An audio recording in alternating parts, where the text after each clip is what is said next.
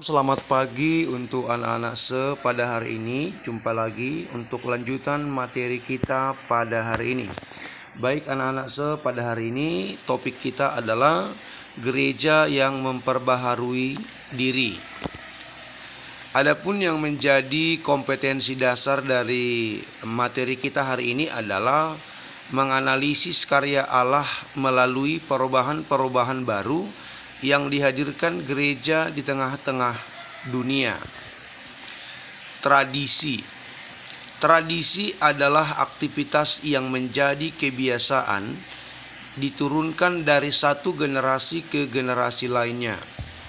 Jadi kata tradisi ini berasal dari bahasa Latin, yaitu traditio, yang artinya sesuatu yang diwariskan atau sesuatu yang diturunkan kepada pihak penerus. Gereja dalam hal ini tentu juga masih melakukan tradisi-tradisi lama yang masih berlangsung di dalam pelayanannya. Jadi tradisi itu terus diwariskan gereja kepada pemimpin-pemimpin yang terus berkelanjutan dan dilakukan dalam proses pelayanan gereja. Misalnya salah satu dalam hal kepemimpinan. Dalam sejumlah gereja, secara tradisi ada yang menolak kepemimpinan perempuan atau menolak mentahbiskan perempuan. Asumsi mereka hanya laki-laki yang boleh ditahbiskan menjadi hamba Tuhan atau pendeta. Sementara perempuan itu dalam asumsi mereka dianggap tidak layak jadi pemimpin atau pendeta. Asumsinya, urusan perempuan atau tugas perempuan adalah bersinggungan dengan mengurus rumah tangga, merawat anak-anak, dan melayani suaminya. Tetapi kalau kita kembali kepada fakta, sejarah gereja telah menunjukkan dalam gereja mula-mula atau gereja perdana, gereja dalam Kisah Para Rasul justru menunjukkan sebuah dinamika kehidupan gereja yang sangat-sangat baik dan luar biasa, dinamis, dan gereja terbuka untuk semua lapisan dan kalangan. Terutama gereja merangkul orang-orang yang terabaikan, yang dimarginalkan, yang tidak dianggap, yang disabilitas atau cacat.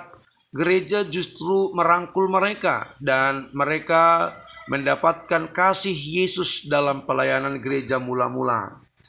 Gereja ternyata adalah sebuah komunitas yang revolusioner, artinya bergerak dalam perubahan. Di mata Tuhan sebenarnya posisi laki-laki dan perempuan adalah sama.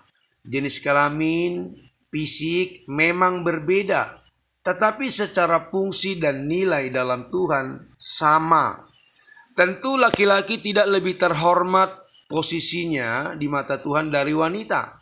Justru perempuan itu adalah penolong yang sepadan, ya, yang diberikan Tuhan kepada laki-laki. Nah, dalam Alkitab juga kita bisa melihat contoh-contoh ada pemimpin-pemimpin wanita. Misalnya Deborah. Deborah itu seorang nabiah dan sekaligus pemimpin umat. Ya, ia dipakai Tuhan menyatakan suaranya kepada umat Israel, di mana orang-orang Israel datang untuk bertanya, untuk sharing, dan mereka meminta pendapat dari Deborah terkait dengan masalah dan problem yang mereka alami. Ternyata Nabiah Deborah tidak juga hanya sebagai seorang rohaniawan, tetapi ia juga terpanggil dalam panggilan khusus memimpin umat dan bangsa itu dalam peperangan. Dan artinya ia memiliki panggilan khusus, ya, memiliki keistimewaan. Jadi selama ini wanita yang diasumsikan lemah, hanya orientasi merawat rumah, ternyata juga bisa menjadi pemimpin perang yang tangguh Dan Alkitab mencatat membawa kemenangan demi kemenangan. Nah, oleh sebab itu gereja mesti membuka diri. Gereja sudah bisa merevolusi diri, mengupgrade diri dengan perkembangan zaman. Tradisi-tradisi lama yang tidak relevan, yang tidak sesuai dengan zaman kekinian, sudah bisa direstorasi. Perempuan juga memiliki hak dan nilai yang sama di mata Tuhan. Gereja menggandeng kaum perempuan untuk berkontribusi mengembangkan pelayanan gereja. Nah, kita juga tahu ada istilah emansipasi.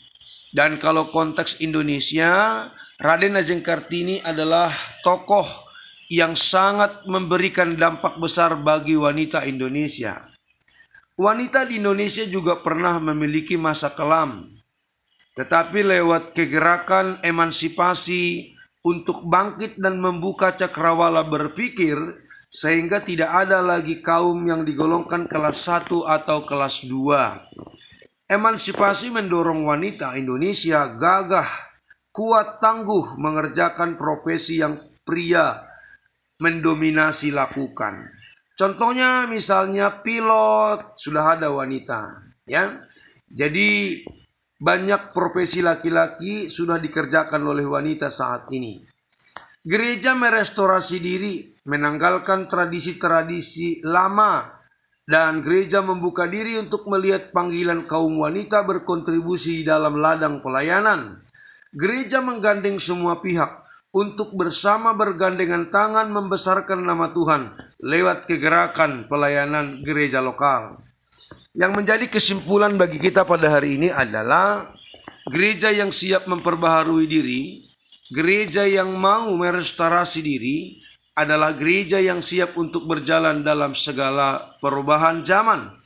Sehingga gereja tidak akan kehilangan identitas. Gereja tidak ditinggalkan oleh orang-orang yang ada di dalamnya. Tetapi gereja yang kaku, gereja yang sulit untuk berubah akan bisa ditinggalkan pengikutnya. Sebab dinamika pelayanan gereja dewasa ini semakin kreatif dan menjawab kebutuhan zaman. Nah, ini saja penjelasan pada hari ini terkait dengan gereja memperbaharui diri. Semoga kalian memiliki konsep pemahaman dan kita hari ini boleh menemukan kebenaran-kebenaran bahwa gereja tidak boleh pasif, tapi gereja juga tetap aktif bergerak dinamis dalam tuntunan Roh Kudus. Terima kasih untuk atensi kita hari ini. Semangat belajar. Jika ada hal yang kurang dipahami, silakan ditanyakan lewat Japri untuk kita diskusikan. Catatan materinya sudah saya share, silakan dicatat di buku catatan. Salam sehat dan Tuhan memberkati kalian dan salam.